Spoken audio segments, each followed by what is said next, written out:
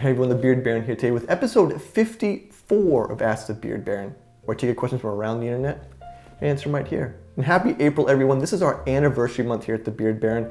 I started the Beard Baron channel on YouTube back in January of 2014 and launched the website, thebeardbaron.com, April 10th, 2014. So it's been 7 years. I just want to thank everyone for your love, your support, your orders, liking, subscribing our content, spreading the good word of the Beard Baron, and all the encouraging words you guys have shared and all the feedback we've gotten over the years. We are a small family business. My entire family is employed here at the Beard Baron, where all of our products are hand labeled, hand poured, small batches made in the United States of America, and we are always pleased to bring you guys the best. We are always excited when you guys get your stuff. We hear back from you. This is what makes us tick. So I'm gonna get into your questions, but I want to let you know to celebrate 7 years of the Beard Baron for the month of April, all USA orders over $50, free shipping. No codes, no anything like that. Just go to thebeardbaron.com, place your order over 50 bucks, free shipping. It's a beautiful thing. So take advantage of it. But for right now, let's get into your questions. Bull Johnson from YouTube writes, what are your thoughts about combs made from horn versus wood? Well, Bull, that's a great question because a lot of people have different preferences on what they like for materials of different kind of tools they use. For me, you guys know that I'm a sucker for the acetate plastic that Kent Combs makes. To me, this is the best price to performance ratio. But when you want to get into more of a finer looking, feeling kind of product, then I would say you could step up to horn or wood. They come in all sorts of different finishes and materials. You could spend really big money on combs. That's why I usually tell guys the acetate comb that we carry at the beardbaron.com is extremely practical and it's a high performer for the price to cost, like I've just mentioned. But when it comes down to horn versus wood, your mileage may vary depending upon what you personally like, what catches your eye. They look fantastic on little stands. You can put them up and put them on display as long as you keep them clean. You gotta keep them clean. But I think horn combs look fantastic. There's some really exotics out there. You can spend over $100 on a comb, which is to me it's pretty wild. But anyways, like I said, with most things with tools when it comes to personal preference of what you personally enjoy, what catches your eye, what feels good in your hand. But for me, acetate plastic from Kent is just a fantastic comb. The Bearded Alchemist from YouTube writes, hey Johnny, hey Bearded Alchemist. My question is, when you get up in the morning, do you always wash your beard, not with beard wash, just with water to make it damp before applying product? Or can I just brush my beard out with my beard brush and then apply oil, butter, or balm on a dry beard? Well, Bearded Alchemist, you can apply beard oil, balms, and butters to a dry beard if you like. Your mileage may vary of how well it will apply versus having a damp beard. Now, for me personally, when I get up in the morning, I don't apply beard oil right away. I apply my oil and most of my control products after a shower. Now, my shower tends to vary on the time of day. I'm usually a later in the day shower person myself personally, and that's when I would take a shower, get out, damp beard, pat dry a little bit, then I would apply my oil, then control product. On a day where, say, if I got out of bed and my beard was kind of, wonky or beard bedhead, I would probably do what you would just suggested, comb it out, brush it out, then apply a control product. I probably wouldn't do oil on a dry beard as I do like to have oil on a damp beard. But like I said, mileage may vary. You can try it out and see for maybe a couple of weeks of how your beard reacts to a dry beard application. But for me, I don't get up immediately in the morning. It's not the first thing I do. My beard routine revolves solely around my shower schedule. CGMC Gen 88 from Instagram asks, after a recent trip to Measure Twice Barbershop in Natick, I thought it right and prudent to bring with me a bottle of Bellevue and a comb for a post-trimming aftercare.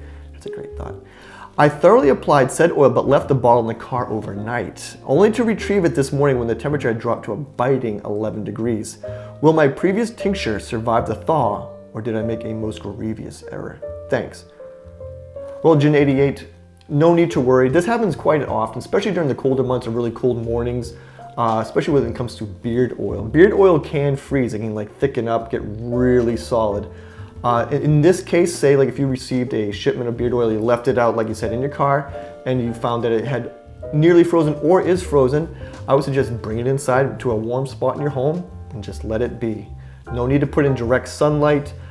Do not put it in the microwave. Do not put it in the oven, toaster oven. Do not add heat to it. Just let it thaw out. It will return to its glorious form, so no need to worry. Don't do anything radical with it. Like I said, put it somewhere in the home where it's not below freezing, Let it sit there. Might take a few hours, might take a day, but you'll come back and you'll have your precious beard oil again. Bellevue, fantastic scent. Excellent choice. Big Red Gumbo from YouTube asks, as my beard has grown out, I've noticed my left side of my face will not grow as long and is thinner. Once you move past the A triangle part of my face, nose down. I guess the only solution would be to trim down the right to look more similar. It's a pity to be reducing my beard to match the bad side. Well, Big Red Gumbo, this is a problem a lot of guys face, and you might be facing it now, those who are watching, is kind of asymmetry when it comes to certain areas filling in. You might have a stronger side or stronger areas of your beard or mustache that tend to fill in a bit more than another side. Now, the real question is this only something that you personally notice? Because as men who grow beards and mustaches, we tend to be kind of hyper-focused on what's going on in our face, and we're a little bit more attentive to how it looks as a whole. Whereas most people outside of yourself, they may never notice that your one side is thinner than the other. So this is kind of like a balancing act of where do you feel comfortable rocking and wearing your beard versus what your perceived perception is, and following where that spectrum is of how you feel confident going out. If it's driving you crazy, it's one of those things like you'll probably have to trim it back on that one side, that stronger side, to kind of match it out so you can live with your beard. That's the problem, is you're the one who has to live with it. Like I said, most people are not going to notice a lot of things about your beard and mustache. Most people don't know a lot of things about people's faces for that matter, never mind a beard, of where you might have a patch or more stronger growth versus weaker growth.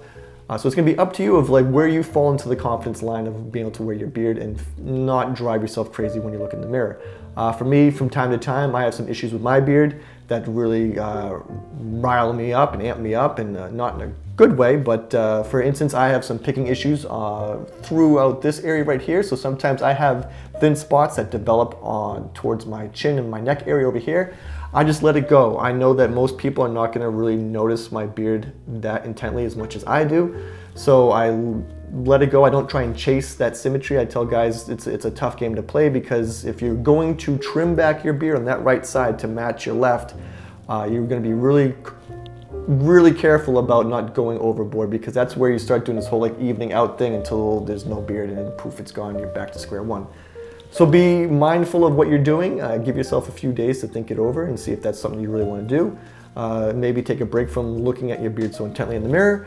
But for most part, you're gonna have to make a decision of, you're gonna ride it out or you're gonna trim it back to match. And that's only a question you can answer, but I wish you the best on that one, because I've been there and I've done that, and it can be quite a little journey. As always, guys, I appreciate all your questions. If you have one, leave it down below. Follow me on Instagram, Facebook, all the links are there. And of course, thebeardbaron.com this month of April. It's a limited offer, guys. All USA orders over $50, shipped for free, no code necessary. Head on over there, check it out. Say hey, hello, what's up? Leave me a little message, do something. I love hearing from you guys. I'll talk to you soon, but until then, take care.